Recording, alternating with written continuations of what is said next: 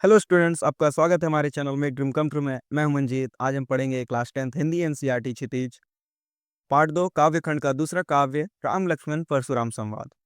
कवि हैं संत गोस्वामी तुलसीदास जी। तो चलिए इसे पढ़ना शुरू करते हैं। कौशिक सुनु मंद यही बालकू, कुटेलु कालबस नीच कुल घालकू, भानुवंश राकेश कलंकु, निपट निरंकुश अबुधु असंकु। काल कवोलु होय छन माही, कहो पुकारी खोरी मोहि नाही। तुम हट कहू जो चाहू उबारा, कही प्रतापु बल रोसु हमारा। लखन कहियु मुनि सुजसु तुम्हारा, तुम ही अछत को बरने पारा। अपने मुँह ही तुम अपनी करनी, बार अनेक भांति बहु बरनी। नाहि संतोषु तो पुनि कुछ कहू, जानी रिस रोकु दुस दुख सहु। वीर व्रति तुम धीर अछोभा, गारी देत न पाहु शोभा। सूर समर करनी करही, कही न जानहि आपू। विद्यमान रन पाई रूपू, कायर कतहि प्रतापू। तो चलिए पहले लाइन को पढ़ते हैं और समझते हैं। कौशिक सुनहु मंद यही बालकू, कुटिलु कालबस नीच कुल घालकू। कौशिक यानी विश्वामित्र और घालकू यानी नाश करने वाला। पहले लाइन में परशुराम जी विश्वामित्र से कहते हैं, हे विश्वामित्र, सुनो, यह बालक बड़ा कुबुद्धि है, बहुत मूर्ख है और कुटिल है। यह काल के वश में होने के कारण अपने ही वंश का घातक बन रहा है, अपने ही वंश के लिए खतरे का कारण बन रहा है। भानुवंश राकेश कलंकु, निपट निरंकुशु अबुधु अशंकु। भानुवंश यानी सूर्यवंश, निरंकुशु यानी मनमानी करने वाला, अबुधु यानी नासमझ, अशंकु यानी शंका रहित या फिर निडर। आगे फिर परशुराम जी कहते हैं, यह सूर्यवंशी पूर्ण चंद्रमा के लिए एक कलंक है। यह बिल्कुल उद्दंड, मूर्ख और बहुत ही निडर है। काल कबोलू होय छन मोहि, कहो पुकारी खोरी मोहि नाही।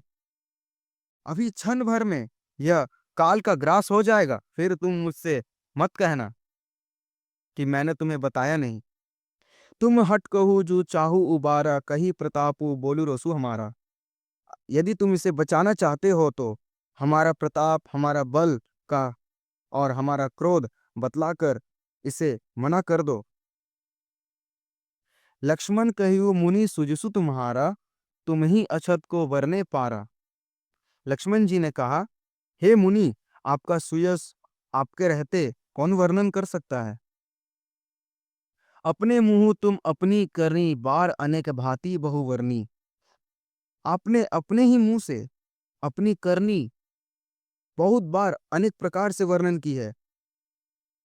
नाही संतोषु तो पुनि कुछ कहू, जानी रिस रोकी दुस दुख सोहू।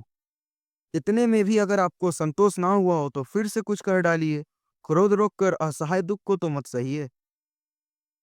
वीर व्रति तुम धीर अछोभा, गारी देत ना पाऊं शोभा।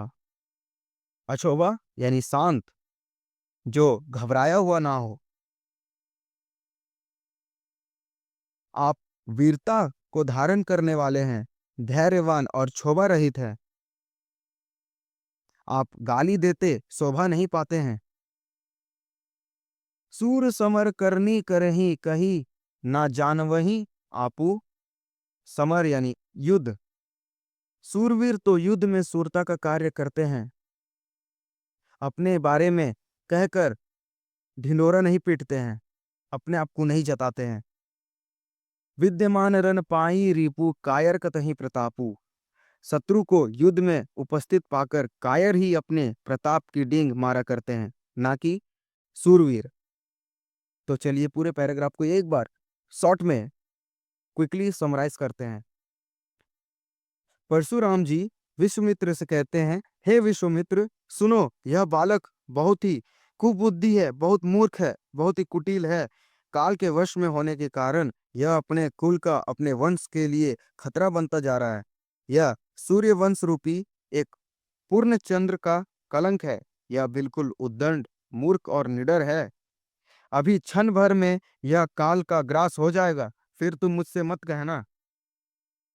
यदि तुम इसे बचाना चाहते हो तो हमारा प्रताप, बल और क्रोध बतलाकर इसे मना कर दो। लक्ष्मण जी ने फिर आगे कहा, हे मुनि, आपका सुयश आपके रहते कौन वर्णन कर सकता है।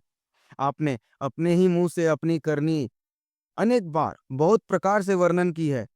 इतने पर भी अगर आपको संतोष ना हुआ हो तो फिर से कुछ कर डालिए। क्रोध रोककर असहाय दुख मत सहिए, लेकिन आप वीरता का व्रत धारण करने वाले, धैर्यवान और शोभा रहित हैं। आप गाली देते शोभा नहीं पाते।